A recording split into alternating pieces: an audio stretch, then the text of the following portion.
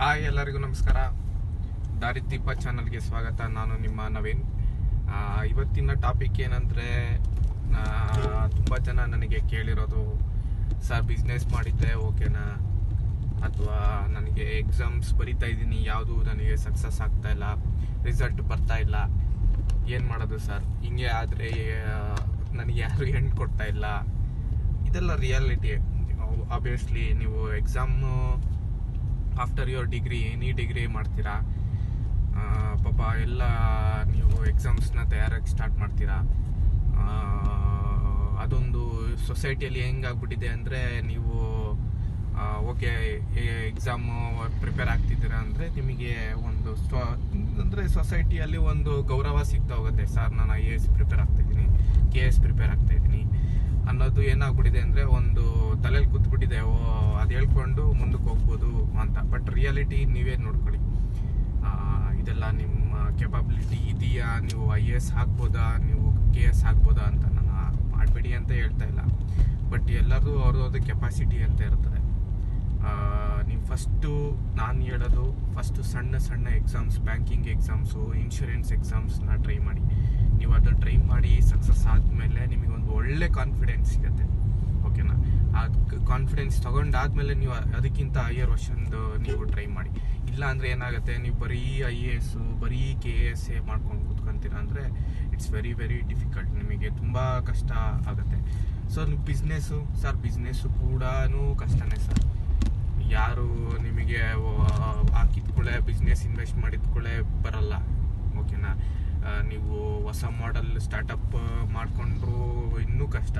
Business ಮಾಡೋಕ್ಕೆ ಹೋದ್ರೂ ತುಂಬ ಕಾಂಪಿಟೇಷನ್ನು. ಎಲ್ಲರ ಹತ್ರ ದುಡ್ಡಿದೆ ಸರ್, ಈಗ ದುಡ್ಡಿದೆ ಎಲ್ಲರ ಹತ್ರ. ಏನಂದರೆ ಎಲ್ಲರೂ ರೆಡಿ ಇದ್ದಾರೆ, ಎಲ್ಲಿ ಇನ್ವೆಸ್ಟ್ ಮಾಡೋಣ, ಏನು ಮಾಡೋಣ ಬಿಸ್ನೆಸ್ಸು, ದುಡ್ಡಿದೆ, ತೋಟದಿಂದ ದುಡ್ಡು ಬರ್ತಾ ಇದೆ, ಮತ್ತೊಂದಿದೆ, ಇನ್ಕಮ್ ಇದೆ. ಬಟ್ ಅದರಿಂದ ಏನಾರು ಒಂದು ಇನ್ಕಮ್ ಮಾಡ್ಕೋಬೇಕು, ನಾನೊಂದು ಏನಾರು ಸೆಟ್ಲ್ ಆಗಬೇಕು ಅನ್ನೋದು ಎಲ್ಲರಿಗೂ ಇರುತ್ತೆ. ಬಟ್ ಬಿಸ್ನೆಸ್ ಏನಂದರೆ ತುಂಬ ಕಷ್ಟ ರೀ. ನೀವು ಬಿಸ್ನೆಸ್ ಮೈಂಡ್ಸೆಟ್ಟಲ್ಲಿ ಇದ್ದೀರಾ ಅಂದರೆ ಓಕೆ ಸರ್ವೈವ್ ಆಗ್ತೀರಾ, ಇಲ್ಲ ಅಂದರೆ ತುಂಬ ತುಂಬ ಕಷ್ಟ ಆಗ್ಬಿಡುತ್ತೆ. ನೀವು ಯಾರೋ ಫೋರ್ಸೆಬಲಿ ಯಾರೋ ಮಾಡ್ದ, ನಿಮ್ಮ ಫ್ರೆಂಡ್ ಮಾಡ್ದ ಅಂತೆಲ್ಲ ಮಾಡೋಕ್ಕೆ ಹೋಗ್ಬಿಡಿ. ಅದು ಏನಂದರೆ ನಿಮ್ಮ ಎಷ್ಟೇ ಒತ್ತಡ ಇದ್ದರೂ, ಎಷ್ಟೇ ಕಷ್ಟ ಬಂದರೂ ನೀವು ಅದನ್ನು ಸಹಿಸ್ಕೊಂಡು ಮಾಡಿಕೊಂಡು ಹೋಗೋ ರೀತಿಯಲ್ಲಿ ಇದ್ದರೆ ಮಾತ್ರ ನೀವು ಬಿಸ್ನೆಸ್ ಮಾಡಿ. ಇಲ್ಲ ಅಂದರೆ ಬಿಸ್ನೆಸ್ದು ತುಂಬ ಕಷ್ಟ. ಯಾಕೆಂದರೆ ಎರಡೂ ನಾನು ಅನುಭವಿಸಿದ್ದೀನಿ, ಎರಡೂ ನಾನು ಎಕ್ಸ್ಪೀರಿಯೆನ್ಸ್ ನಿಮ್ಮ ಹತ್ರ ಶೇರ್ ಮಾಡ್ತಾಯಿದ್ದೀನಿ. ಹಾಗಾಗಿ ಬಟ್ ಏನಕ್ಕೆ ನಾನು ಈ ವಿಡಿಯೋ ಮಾಡ್ತಾಯಿದ್ದೀನಿ ಅಂದರೆ, ನೀವೊಂದು ಫೈನಾನ್ಷಿಯಲ್ ಸ್ಟೆಬಿಲಿಟಿ ಒಂದು ಬೇಕು ರೀ, ಇಂಡಿಪೆಂಡೆನ್ಸ್ ಬೇಕಾಗುತ್ತೆ. ಒಬ್ಬ ಹುಡುಗಂಗಾಗಲಿ ಒಬ್ಬ ಹುಡುಗಿಗಾಗಲಿ ಖರ್ಚಿಗೆ ದುಡ್ಡು ಬೇಕೇ ಬೇಕಾಗುತ್ತೆ. ಎಲ್ಲ ಪ್ರತಿ ಸತಿ ನೀವು 25 ವರ್ಷ ಆಯಿತು, 30 ವರ್ಷ ಆಯಿತು, ಇನ್ನೂ ನೀವು ತಂದೆ ತಾಯಿ ಹತ್ರ ಡಿಪೆಂಡ್ ಆಗಿದ್ದೀರ ಅಂದರೆ ಪಾಪ ತಂದೆ ತಾಯಿ ಏನು ಹೇಳಲ್ಲ. ಅವ್ರ ಮಗ ಮಗಳು ಅಂತ ಏನು ಮಾಡ್ತಾರೆ, ತುಂಬ ಪ್ರೀತಿಯಿಂದನೇ ಸಾಕ್ತಾರೆ, ಕೇಳಿದಾಗ ದುಡ್ಡು ಕೊಟ್ಟೇ ಕೊಡ್ತಾರೆ. ಆಬ್ವಿಯಸ್ಲಿ ನಿಮ್ಮ ಕಷ್ಟ ಇದ್ದಾಗ ದುಡ್ಡು ಕೇಳೋದು ಬೇಡ ಅಂತ ಹೇಳ್ತಾ ಇಲ್ಲ. ಬಟ್ ಈ ಪ್ರತಿ ಸತಿನೂ ಎಷ್ಟಂತ ಕೇಳೋದು, ಹೋಗ್ಲಿ ಹುಡುಗರ ಜೊತೆ ಹೊರಗಡೆ ಹೋಗ್ಬೇಕಾದ್ರೂ ತಾಯಿ ತಂದೆ ಹತ್ರನ ನೀವು ದುಡ್ಡು ಕೇಳ್ಕೊಂಡು ಇರೋದಾದರೆ ನಿಮಗೆ ಒಂದು ಬೇಜಾರಾಗುತ್ತೆ. ಸ್ಟಾರ್ಟಿಂಗ್ ಓಕೆ ಬಿಡು, ನಮ್ಮ ತಂದೆ ತಾಯಿ ಓಕೆ ಆಗುತ್ತೆ ಅಂತ. ಬಟ್ ಬರ್ತಾ ಬರ್ತಾ ಏನಾಗುತ್ತೆ, ನಿಮಗೆ ಎಷ್ಟು ಅಂತ ಕೇಳೋಣ ಅಂತ. ಈಗ ನ್ಯೂ ಇಯರ್ ಬರುತ್ತಾ ಇದೆ, ನ್ಯೂ ಇಯರಿಗೆ ಪಾರ್ಟಿಗೆ ದುಡ್ಡು ಬೇಕು. ನಾನು ಏನು ಕೇಳ್ತಾ ಇದ್ದೀನಿ ಅಂದರೆ, ನೀವು ಎಕ್ಸಾಮ್ಸನ್ನು ಬರೀರಿ, ಗೌರ್ಮೆಂಟ್ ಎಕ್ಸಾಮ್ಸ್ನು ಪ್ರಿಪೇರ್ ಆಗಿ, ಮೀನ್ ವೈಲ್ ಸ್ಮಾಲ್ ಬಿಸ್ನೆಸ್ ಕೂಡ ಮಾಡಿ ಪ್ಯಾರಲಲ್ ಆಗಿ. ಅದು ನಿಮಗೆ ತುಂಬ ಅನುಕೂಲ ಆಗುತ್ತೆ. ಏಕೆಂದರೆ ಈಗೆಲ್ಲ ಕಾಂಪಿಟೇಷನ್ ಜಾಸ್ತಿ ರೀ. ನೀವು ಗೌರ್ಮೆಂಟ್ ಎಕ್ಸಾಮಿಗೆ ಹೋಗಿ ಬರಿತೀನಿ ಅಂದರೂ ಈ ಪ್ರತಿಯೊಂದು ಎಕ್ಸಾಮಿಗೂ ನಿಮಗೆ ಸೆಂಟ್ರಲ್ ಎಕ್ಸಾಮ್ ಅಂತೂ ಆಲ್ ಓವರ್ ಇಂಡಿಯಾ ನಿಮಗೆ 10ರಿಂದ 15 ಲಕ್ಷ ಜನ ಬರೀತಾರೆ ಪ್ರತಿಯೊಂದು ಎಕ್ಸಾಮ್ ಕೂಡ. ನೀವು ಸ್ಟೇಟಲ್ಲಿ ಬಂದರೆ 3 ರಿಂದ 5 ಲಕ್ಷ ಜನ ಅಂತೂ ಬರೀತಾರೆ. ಈಗ ನೀವು ಎಕ್ಸಾಂಪಲ್ IAS 10 ಲಕ್ಷ ಜನನೇ ಅಪ್ಲೈ ಮಾಡ್ತಾರೆ ಅಂದ್ಕೊಳ್ಳಿ, ಅಲ್ಲಿ 1000 ಸೀಟ್ ಇದ್ದರೆ ಒಂದು ಸೀಟಿಗೆ 1000 ಜನ ಲೆಕ್ಕ ರೀ. ನೀವು ಥಿಂಕ್ ಮಾಡಿ, ಒಂದು ಸೀಟಿಗೆ 1000 ಜನ ಹೊಡೆದಾಡ್ತೀರ. ಬಿಸ್ನೆಸ್ ಕೂಡ ಸೇಮ್ ಪ್ರಾಬಬಿಲಿಟಿನೇ. ಬಟ್ ಏನಾಗುತ್ತೆ ಅಂದರೆ, ನೀವೊಂದು ಎಕ್ಸಾಂಪಲ್ಲು ಫ್ರೀಲ್ಯಾನ್ಸರ್ ಆಗಿ ಮಾಡ್ಬೋದು. ನಾನು ಮಾಡ್ತಿರೋದು ನಿಮಗೊಂದು ಹೇಳ್ತೀನಿ. ನಮ್ಮ ಫ್ರೆಂಡು ಎಡಿಟಿಂಗ್ ಮಾಡ್ತಾನೆ ಎಕ್ಸಾಮಿಗೆ ಪ್ರಿಪೇರ್ ಆಗ್ತಾ ಇದ್ದಾನೆ. ಅವನು ಎಷ್ಟು ಚೆನ್ನಾಗಿ ಅಂದರೆ, ಇನ್ಸ್ಟಾಗ್ರಾಮಲ್ಲಿ ಫಾರಿನ್ ಕ್ಲೈಂಟ್ಸ್ನ ಅಥವಾ ಅಂದರೆ ಮೆಸೇಜ್ ಮಾಡಿಬಿಟ್ಟು 2-3 ಜನ ಕ್ಲೈಂಟ್ಸಿಗೆ ಅವನು ವಿಡಿಯೋಸ್ನ ಎಡಿಟ್ ಮಾಡ್ತಾರೆ. ಅವರು ಯೂಟ್ಯೂಬಲ್ಲಿ ಕಂಟೆಂಟ್ ಕ್ರಿಯೇಟರ್ಸ್, ಫಾರಿನರ್ಸ್, ಯುರೋಪಿಯನ್ಸು ಎಲ್ಲ ಇದ್ದಾರೆ. ಒಂದು 2-3 ಜನ ಇದ್ದಾರೆ. ಅವನಿಗೆ $, ಯೂರೋಸ್ ಲೆಕ್ಕದಲ್ಲಿ ಅರ್ನ್ ಮಾಡ್ತಾ ಇದ್ದಾನೆ. ಏನಿಲ್ಲ ಅಂದ್ರೂ ಅವ್ನು 20-25 ಸಾವಿರ ತಿಂಗಳ ಅವನಿಗೆ ಅರ್ನ್ ಮಾಡ್ತಾ ಇದ್ದಾನೆ. ಪ್ಯಾರಲಲ್ಲಿ ಅವನು ಎಕ್ಸಾಮ್ ಕೂಡ ಪ್ರಿಪೇರ್ ಆಗ್ತಾ ಇದ್ದಾನೆ. ನಿಮಿಷಕ್ಕೆ ಚಾರ್ಜ್ ಮಾಡ್ತಾನೆ ರೀ ಎಡಿಟ್ ಮಾಡೋದು ಅವನು. ಅವ್ರು ಏನು ಮಾಡ್ತಾರೆ, ಅಲ್ಲಿ ಯುರೋಪಿಯನ್ಸ್ ಮತ್ತು ಬೇರೆ ಫಾರಿನ್ ಕಂಟ್ರೀಸ್ ಅವರು ಅಲ್ಲಿ ಎಡಿಟಿಂಗ್ ಎಲ್ಲ ಜಾಸ್ತಿ ಅಂತ ಹೇಳ್ಬಿಟ್ಟು ಔಟ್ಸೋರ್ಸಿಂಗ್ ಮಾಡ್ತಾರೆ. ಅಂದರೆ ನಮ್ಮ ದೇಶಕ್ಕೆ ಕಳಿಸ್ತಾರೆ, ನಮಗೆ ಮಾಡಿಕೊಡಿ ಅಂತ. ಇವನು ಚೀಪ್ ಆ್ಯಂಡ್ ಬೆಸ್ಟ್ ಆಗಿ ಸಾಫ್ಟ್ವೇರ್ನ ಬೈ ಮಾಡಿಬಿಟ್ಟು ಕೆಲವೊಂದು ಓಪನ್ ಸಾಫ್ಟ್ವೇರ್ ಇರ್ತದೆ, ಅದರಲ್ಲಿ ಕ್ಲೀನಾಗಿ ಎಡಿಟ್ ಮಾಡಿ ಅವ್ರಿಗೆ ಯಾವ ಥರ ಬೇಕು ಅಂತ ಕಳಿಸ್ತಾನೆ. ಹೌದು, ನಿಮ್ಗೆ ಎಡಿಟ್ ಪ್ಯಾಷನ್ ಇದ್ರೆ ನೀವು ಮಾಡಿ. ನಾನು ಹೇಳ್ತಿರೋದು ನೀವು ಎಡಿಟೇ ಮಾಡಬೇಕು ಅಂತ ಹೇಳ್ತಾ ಇಲ್ಲ. ಪ್ರತಿಯೊಂದು, ಈಗ ನನಗೆ ಎಡಿಟಿಂಗ್ ಗೊತ್ತಿಲ್ಲ ರೀ, ನಾನು ಮಾಡೋದಿಷ್ಟೇ. ನಾನು ಅಮೆಝಾನಲ್ಲಿ ಸೇಲ್ ಮಾಡ್ತೀನಿ. ನಾನು ಯೂಟ್ಯೂಬಲ್ಲಿ ವೀಡಿಯೋಸ್ ಈಗ ಸ್ಟಾರ್ಟ್ ಮಾಡ್ಕೊಂಡಿದ್ದೀನಿ. ಅಮೆಝಾನಲ್ಲಿ ಸೇಲ್ ಮಾಡೋದು, ಮತ್ತು ನನ್ನದೇ ಆದಂಥ ನಂದು ಬಿಸ್ನೆಸ್ ಇತ್ತು, ಓಕೆನಾ, ಅದನ್ನು ಪ್ಯಾರಲಲ್ಲಿ ಕಂಟಿನ್ಯೂ ಮಾಡ್ತಾ ಇದ್ದೀನಿ. ಅಲಾಂಗ್ ವಿತ್ ದಾಟ್ ಗೌರ್ಮೆಂಟ್ ಎಕ್ಸಾಮ್ಸಿಗೆ ಕೂಡ ನಾನು ಪ್ರಿಪೇರ್ ಆಗ್ತಾ ಇದ್ದೀನಿ. ಫೈನಾನ್ಷಿಯಲ್ ಸ್ಟೆಬಿಲಿಟಿ ಹೌದು ಇದೆ. ನಾನೇನು ಲಕ್ಷಾಂತರ ಗಟ್ಟಲೆ ದುಡಿತಾ ಇಲ್ಲ. ನಂದು ಖರ್ಚು ನೋಡಿಕೊಂಡು ನಂದು ಕೆಲವು ಸಾಲಗಳಿದೆ, ಅದನ್ನೆಲ್ಲ ತೀರ್ಸ್ಕೊಳ್ಳೋದಕ್ಕೆ ನಾನೇ ಇದು ಮಾಡ್ಕೊತಾ ಇದ್ದೀನಿ. ಸೊ ಇದನ್ನು ನನಗೆ ಶೇರ್ ಮಾಡಬೇಕಂತ ಅನಿಸ್ತು. ತುಂಬ ಜನ ಹುಡುಗರು 5 ಸತಿ, ನಮ್ಮ ಫ್ರೆಂಡ್ ಒಬ್ಬ ಇದ್ದಾನೆ, IAS 7ನೇ ಅಟೆಂಪ್ಟ್ ಮಾಡಿದ್ದಾನೆ. ಪಾಪ ಅವನಿಗೆ ಇನ್ನೂ ಆಗಿಲ್ಲ. ಪ್ರತಿ ಸತಿನೂ ಮೇನ್ಸ್ ಬರೀತಾನೆ, ಒಂದು ಸತಿನ 2 ಸತಿನ ಇಂಟರ್ವ್ಯೂಗೆ ಹೋಗಿದ್ದಾನೆ, ಬಟ್ ಅವನಿಗೆ ಆಗೇ ಇಲ್ಲ. ಅವನು ಬಿಡಿ ಇಂಡಿಪೆಂಡೆನ್ಸ್ ದುಡ್ಡು ಬಿಡಿ, ಅವನು ಮೆಂಟಲಿನೂ ಪೀಸ್ಫುಲ್ ಆಗಿಲ್ಲ ಪಾಪ. ಅವನು ಡಿಪ್ರೆಷನಿಗೆ ಹೋಗ್ತಾ ಇದ್ದಾನೆ. ನನಗೆ ಬೇಡ ಅಂತ ನಾನೇ ಫೋರ್ಸ್ ಮಾಡ್ಬಿಟ್ಟು, ನೀನು ಎಕ್ಸಾಮ್ ಬರೀ ಮರಿಯಾ, ಇಷ್ಟು ವರ್ಷ ಮಾಡಿದೆಯಲ್ಲ, ಅದ್ರ ಜೊತೆ ಏನಾದ್ರು ಮಾಡು, ಬಾ ನಮ್ಮೂರಿಗೆ ಬಾ. ಅವ್ರ ಅಣ್ಣ ಇದ್ದಾರೆ, ಅವ್ರ ಅಣ್ಣ ಬಿಸ್ನೆಸ್ ಇದೆ, ಅಂಗಡಿ ಇದೆ, ಅಲ್ಲಿ ನೋಡ್ಕೋ. ಈಗ ಅವ್ರ ಅಣ್ಣನೇ ಎಷ್ಟು ಅಂತ ಮಾಡ್ತಾರೆ, ಬಿಸ್ನೆಸ್ ಡೆವಲಪ್ ಆಗ್ತಾ ಇದೆ, ನೀನು ಅವ್ರ ಜೊತೆಗೆ ಸಾಥ್ ಕೊಡು ಅಂತ ಎಲ್ಲ ಹೇಳ್ಕೊಂಡು, ನಾನು ಅವ್ನಿಗೆ ಹೇಳಾದ್ಮೇಲೆ ಅವನು ಕರೆಕ್ಟ್ ಅಲ್ಲ ಅಂತ ಅಲ್ಲಿಂದ ಬೆಂಗಳೂರು ಬಿಟ್ಟು ಅವನು ನಮ್ಮೂರಿಗೆ ಬಂದು ಕೆಲಸ ಮಾಡ್ತಾ ಇದ್ದಾನೆ ರೀ. ಫ್ರೀ ಟೈಮಲ್ಲಿ ಅವನಿಗೆ ಬೇಜಾರಾದಾಗ, ಈಗ 24 ಅವರ್ಸ್ ನೀವು ಓದೋಕ್ಕಾಗಲ್ಲ, ಪ್ರಿಪರೇಷನ್ 24 ಅವರ್ಸ್ ಮಾಡಿಬಿಟ್ರೆ ನಿಮಗೆ ತಲೆ ಹುಚ್ಚಿಡ್ದು ಮೆಂಟ್ಲಾಗ್ಬಿಡ್ತೀರ. ನೀವೇನಿದ್ರು 6 to 8 ಅವರ್ಸ್ ಮ್ಯಾಕ್ಸಿಮಮ್ ಫೋಕಸ್ ಮಾಡ್ಬೋದು ರೀ, ಯಾರೇ ಆದರೂ ನಾರ್ಮಲ್ ಪರ್ಸನ್. ನನಗೂ ಕೂಡ 6 ಇಂದ 8 ಅವರ್ ಅಷ್ಟೇ ನನಗೆ ಫೋಕಸ್ ಮಾಡೋಕ್ಕೆ ಬರೋದು. ಇಲ್ಲಾಂದರೆ ಅದನ್ನೂ ಆಗಲ್ಲ. ಸುಮ್ಮನೆ ಟೈಮ್ ವೇಸ್ಟ್, ಸುಮ್ಮನೆ ಬುಕ್ ಮಾಡ್ಕೊಂಡು ಕುತ್ಕೋಬೇಕು, ಸುಮ್ಮನೆ ವೀಡಿಯೋಸ್ ಮಾಡಬೇಕು, ತಲೆಗೂ ಕೂಡ ಅರ್ಥ ಆಗಲ್ಲ, ತಲೆಗೂ ಹೋಗಲ್ಲ. ಸೊ ನಿಮಗೇನಂದರೆ ಬೆಸ್ಟ್ ಥಿಂಗ್ ಅಂದರೆ ಪ್ಯಾರಲಲ್ಲಿನೇ ವರ್ಕ್ ಮಾಡಿ. ನೀವು ನೈಟ್ ಟೈಮ್ ರಿವಿಷನ್ ಇಟ್ಕೊಳ್ಳಿ, ಅಥವಾ ಮಾರ್ನಿಂಗ್ ಟೈಮ್ ರಿವಿಷನ್ ಇಟ್ಕೊಳ್ಳಿ, ಮಾರ್ನಿಂಗ್ ಟೈಮ್ ಓದ್ಕೊಳ್ಳಿ. ಮಧ್ಯಾಹ್ನ ನಿದ್ದೆ ಬರ್ತಿರ್ಬೇಕಾದ್ರೆ ಸ್ವಲ್ಪ ನಾನೇನು ಮಾಡ್ತೀನಿ, ನಂದು ಅಮೆಝಾನ್ ಅಕೌಂಟ್ ಇದೆ ಸರ್. GST ಹೌದು, GST ಬೇಕು. ಅದಕ್ಕೆ GST ಇಲ್ದಲ್ಲೇ ನೀವು ಅಮೆಝಾನಲ್ಲಿ ಸೇಲ್ ಮಾಡೋಕ್ಕಾಗಲ್ಲ. ಸೊ ಮನೆ ಅಡ್ರೆಸ್ಸೇ ಕೊಟ್ಟು ಮನೆಯಲ್ಲಿ ತಂದೆ ತಾಯಿದು ಅಫಿಡವಿಟ್ ತೊಗೊಳ್ತಾರೆ GSTಗೆ.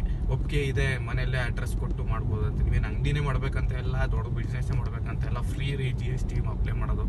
ನೀವೇ ಯೂಟ್ಯೂಬ್ ಚಾನಲಲ್ಲಿ ತುಂಬ ವೀಡಿಯೋಸ್ ಇದೆ, ಕುತ್ಕೊಂಡು 1 ವಾರ ಕುತ್ಕೊಂಡು ನೀವು ಟೈಮ್ ಸ್ಪೆಂಡ್ ಮಾಡಿದರೆ ನಿಮಗೆ GST 1 ತಿಂಗಳಲ್ಲಿ ಆಗುತ್ತೆ.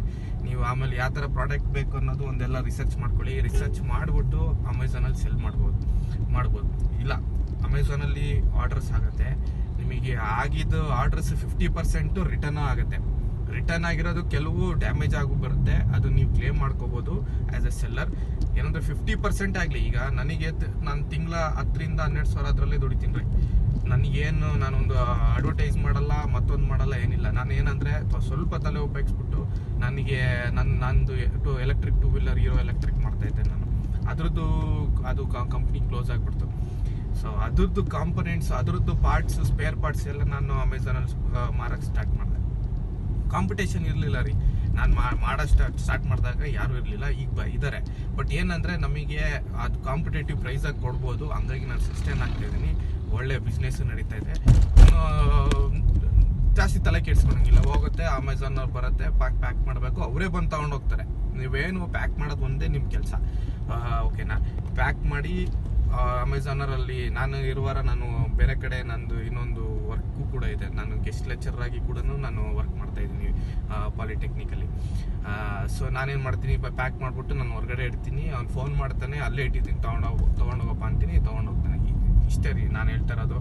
ನೀವು ಈಗೆಲ್ಲ ಹೈಬ್ರಿಡ್, ನೀವು ಟೆಕ್ನಾಲಜಿ ಥರ ಹೈಬ್ರಿಡ್ ನೀವು ಮಾಡಲೇಬೇಕಾಗತ್ತೆ ಫೈನಾನ್ಷಿಯಲಿ ನೀವು ಇನ್ಕ್ಲೂಡ್ ಮಾಡೋದಕ್ಕೆ. ಈಗ ಎಕ್ಸಾಂಪಲ್, ನೀವು ಆಯಿತು, ಕ್ಲಿಕ್ ಆಯಿತು, ಗೌರ್ಮೆಂಟ್ ಜಾಬ್ ಆಯಿತು, ಆವಾಗ ನೀವು ಪ್ಯಾರಲಲ್ಲಿನೂ ಮಾಡ್ಕೋಬೋದು, ಬಿಸ್ನೆಸ್ ಕಂಟಿನ್ಯೂ ಮಾಡ್ಬೋದು, ಇಲ್ಲಾಂದರೆ ಬಿಡ್ಲೋಬೋದು. ನಿಮ್ಗೆ ಗೌರ್ಮೆಂಟ್ ಜಾಬ್ ಅಲ್ಲೇ ಸಾಕು ಸ್ಯಾಲ್ರಿ ಅಂತ.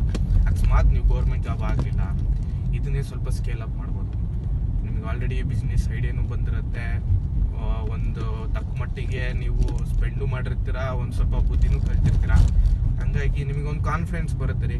ನೀವೊಂದು ಏನಾರು ಸೊಸೈಟಿಯಲ್ಲಿ ಹೇಳ್ಕೊಂಡು ಓಡಾಡ್ಬೋದು. ಜಸ್ಟ್ ಬರೀ ನೀವು ಪ್ರಿಪೇರ್ ಆಗ್ತಾಯಿದ್ದೀನಿ ಸರ್, 10 ಲಕ್ಷದಲ್ಲಿ ಪ್ರತಿ ವರ್ಷನೂ ಬರೀ 1000 ಜನಕ್ಕೆ ಸೆಲೆಕ್ಷನ್ ಆಗುತ್ತೆ. ಇನ್ನು ಮಿಕ್ಕಿದ್ದು 9,99,000 ಜನ ಎಲ್ಲ ಏನಾಗ್ತಾರೋ ಗೊತ್ತಿಲ್ಲ. ಭಾರಿ ಕಷ್ಟ ಇದೆ ರೀ. ಅವ್ರ ಕತೆ ಯಾರನ್ನು ನೀವು ಕೇಳೋಕ್ಕೆ ಹೋಗಲ್ಲ.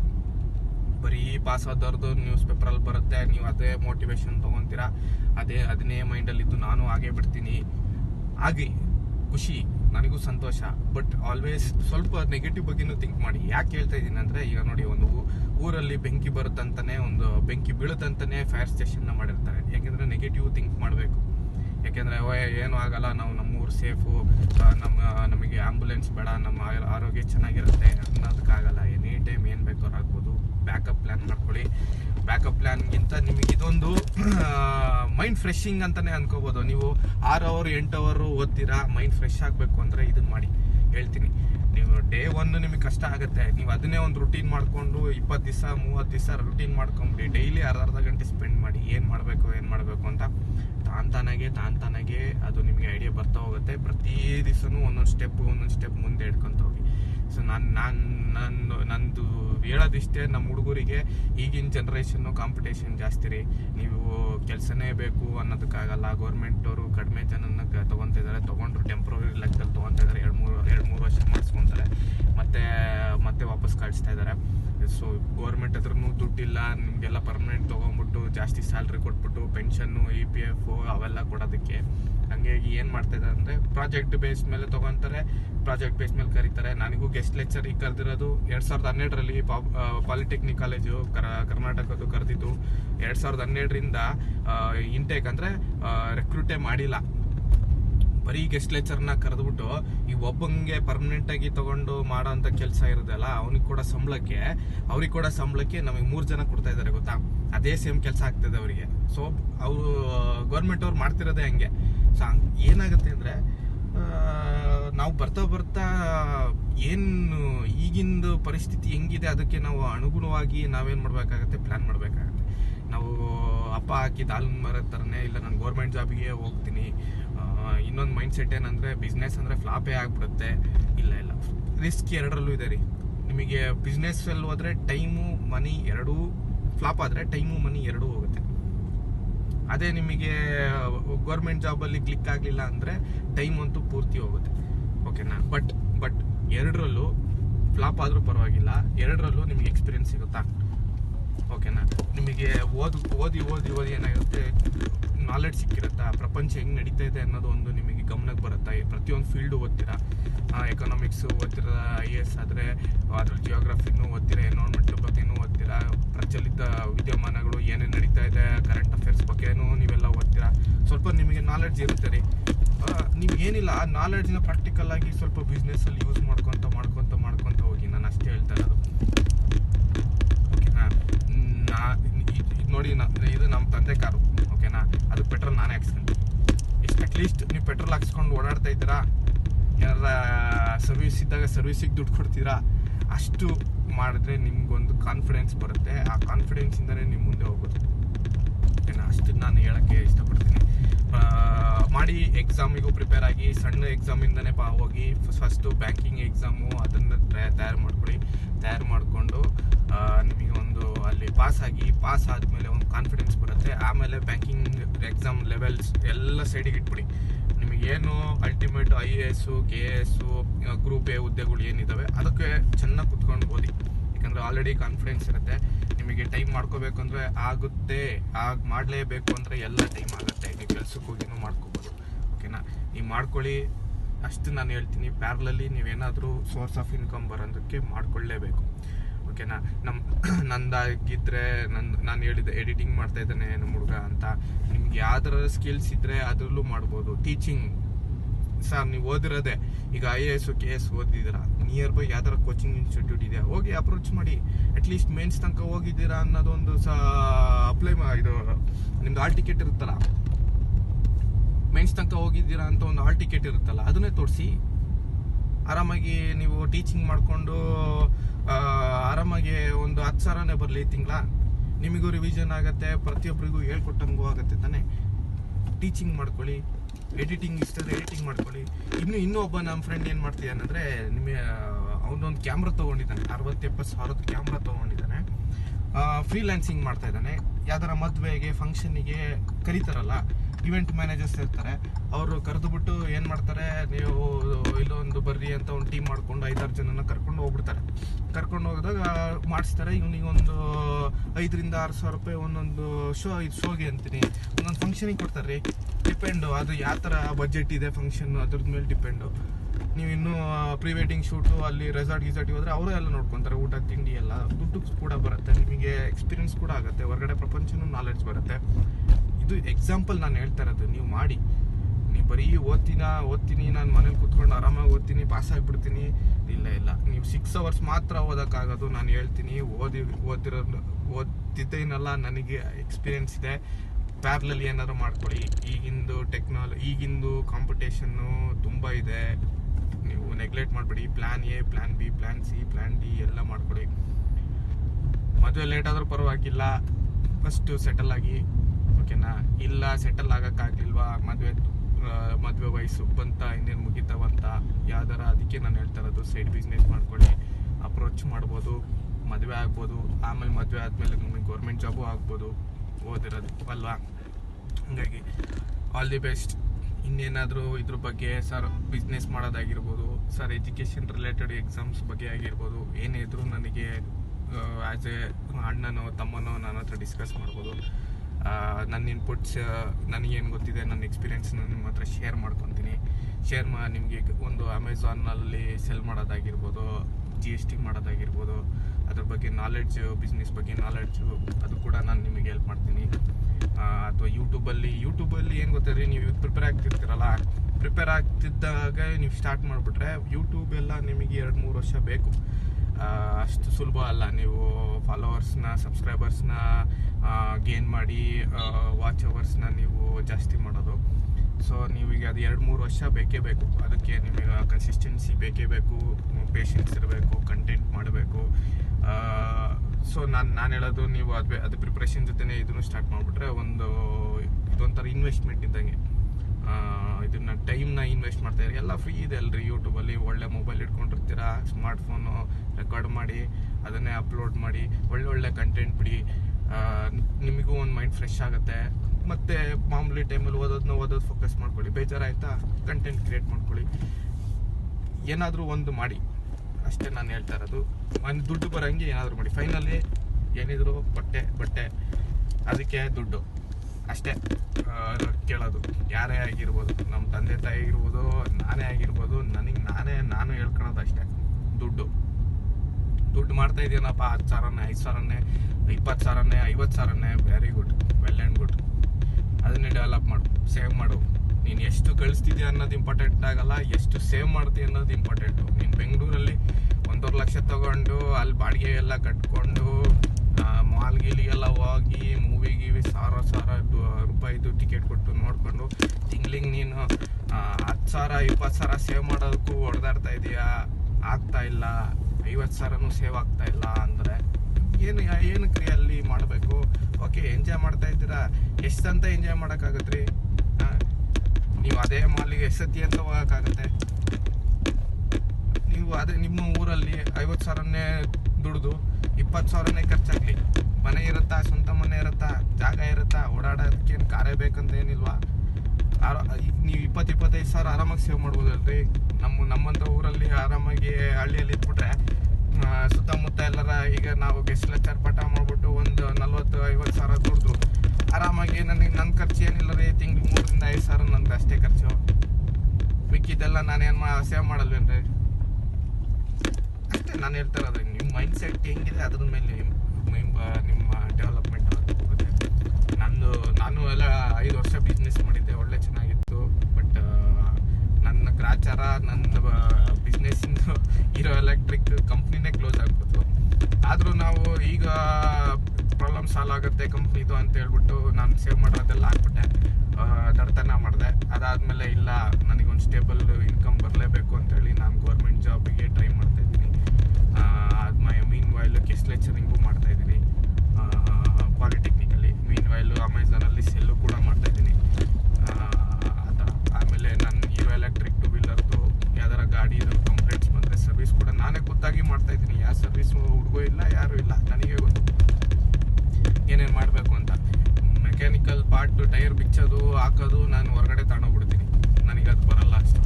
ಟೈರ್ ಎಲ್ಲ ಗಾಡಿ ಹಾಕೋದು ಅದೆಲ್ಲ ಮಿಷಿನ್ ಇಲ್ಲ ನಮ್ಮ ಹತ್ರ. ನಾವು ಹೊರಗಡೆ ತಗೊಂಡೋಗ್ಬಿಡ್ತೀನಿ, ಪೇಮೆಂಟ್ ಮಾಡ್ತೀನಿ, ಆಮೇಲೆ ಮಾಡಿದ್ದನ್ನು ಕಸ್ಟಮರ್ ಹತ್ರ ನಾನು ಇಸ್ಕೊಳ್ತೀನಿ. ಏನೋ ಒಂದು ಮಾಡಿ ಅಷ್ಟೇ ಹೇಳ್ತಾ ಇರೋದು. ಈಗ ನಾನು ಮಾಡ್ತಿರೋದು ಎಲ್ಲ ಕರೆಕ್ಟು ಅಂತ ಹೇಳ್ತಾ ಇಲ್ಲ, ನನ್ನ ಒಪಿನಿಯನ್ ನಿಮಗೆ ಹೇಳ್ತಾ ಇದ್ದೀನಿ ಅಷ್ಟೇ. ನಿಮಗೆ ಇಷ್ಟ ಆದರೆ ನೀವು ಲೈಕ್ ಆದರೆ, ಇಲ್ಲ ಸರ್ ನನಗೂ ಏನಾರ ಮಾಡಬೇಕು, ಬರೀ ಓದೋದೇ ನನಗೆ ಮೂಡು ಬರಲ್ಲ ಅಂತಂದಾಗ ನೀವು ಮಾಡಿ, ಹೇಳ್ತೀನಿ. ಏನಾರ ಇದ್ದರೆ ನನಗೆ ಕಮೆಂಟ್ ಮಾಡಿ, ಲೈಕ್ ಮಾಡಿ, ಈ ವಿಡಿಯೋನ ಶೇರ್ ಮಾಡಿ ಆದಷ್ಟು ನಿಮ್ಮ ಫ್ರೆಂಡ್ಸಿಗೂ ಎಲ್ಲರಿಗೂ ಸ್ವಲ್ಪ ಅನುಕೂಲ ಆಗಲಿ. 4 ಜನಕ್ಕೆ ಇಷ್ಟ ಆಯಿತು ಅಂದರೆ ನನ್ನ ಈ ಇಂಟೆನ್ಷನ್ನು ಈ ವಿಡಿಯೋದು, ಅವರು 4 ಜನ ಏನಾರ ಮಾಡಬೇಕು ಅಂತ ಅಂದ್ಕೊಂಡಿದ್ರೆ ಅದಕ್ಕೊಂದು ಮೋಟಿವೇಶನ್ ಆಗಲಿ. ಓಕೆನಾ? ಅಲ್ಲಿ ಹೇಳ್ತಾ ಈ ವಿಡಿಯೋನ ನಾನು ಇಲ್ಲಿ ಸ್ಟಾಪ್ ಮಾಡ್ತಾಯಿದ್ದೀನಿ. ನಾನು ಮುಂದಿನ ವಿಡಿಯೋಸಲ್ಲಿ ನಾನು ಈ ಎಕ್ಸಾಮ್ ಓರಿಯೆಂಟೆಡ್ ಹಳೆ ಕ್ವಶನ್ ಪೇಪರ್ಸ್ನೆಲ್ಲ ಸಾಲ್ವ್ ಮಾಡ್ತೀನಿ. IAS ಆಗಿರ್ಬೋದು, ಮತ್ತೊಂದಾಗಿರ್ಬೋದು, ಬ್ಯಾಂಕಿಂಗ್ ಎಕ್ಸಾಮ್ಸ್ ಆಗಿರ್ಬೋದು, KPSC ಎಕ್ಸಾಮ್ಸು, KE ಎಕ್ಸಾಮ್ಸು ಎಲ್ಲ ನಾನು ಸಾಲ್ವ್ ಮಾಡ್ತೀನಿ. ಪ್ರತಿಯೊಂದು ಕ್ವಶನ್ ಪೇಪರ್ಸ್ನೆಲ್ಲ ಇಟ್ಕೊಂಡು ನಾನು ಸಾಲ್ವ್ ಮಾಡ್ತೀನಿ ಫ್ರೀಯಾಗಿ. ಹುಡುಗರು ನಂತರ ನಾನು ಏನು ಓದ್ತಾ ಇದ್ದೀನಿ ಅದನ್ನೆಲ್ಲ ಓದ್ಕೊಳ್ಳಿ. ಓಕೆನಾ? So all the best. ಸಿಗೋಣ ಮುಂದಿನ ವಿಡಿಯೋದಲ್ಲಿ. ಬಾಯ್ ಬಾಯ್.